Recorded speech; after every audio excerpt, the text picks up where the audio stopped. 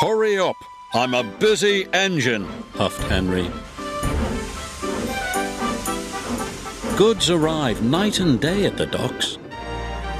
Sometimes Henry and the other engines work so hard that their axles ache. The fat controller brought in a new engine to help with the heavy workload. He was long and had 10 drive wheels. He looked very strong. This is Murdoch.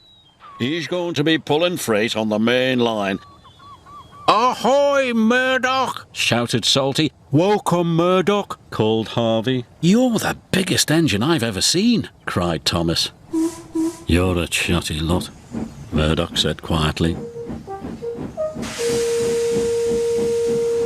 Soon Murdoch was coupled to a long line of heavy trucks. His boiler strained, his wheels started to turn, and the mighty engine chuffed away. Murdoch longed for some peace and quiet. But everywhere he went it was noisy and crowded.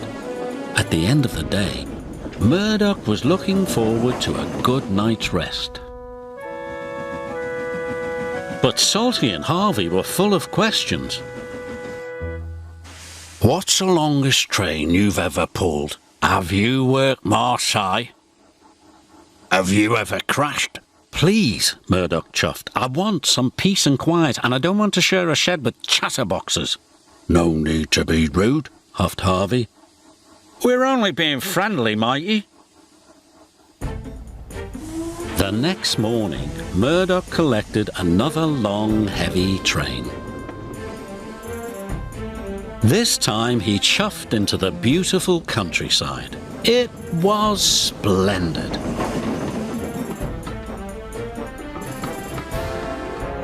At last he had some peace and quiet.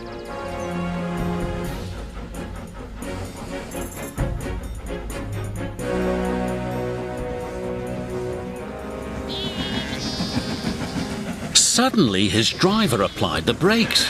There were sheep on the tracks. The sheep escaped from that field, said the driver. Through that broken fence. They tried to chase the sheep back. First this way, and then that way. They tried everything, but nothing worked. We'll never move these sheep by ourselves, complained the fireman. I'll go and phone for help, sighed the driver. Murdoch was very unhappy. The noisy sheep were spoiling his peace and quiet. The fat controller was enjoying afternoon tea when he got the call. Sheep? He exclaimed loudly. I'll send Toby with the farmer immediately. The sheep were becoming noisier and noisier. Please stop, groaned Murdoch. I'd rather be back with the chatterbox engines. Just then, Toby chuffed into view. Toby, exclaimed Murdoch, we're certainly glad to see you.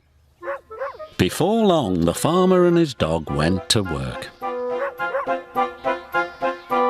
And the sheep were soon safely back in their field. And Murdoch was on his way again.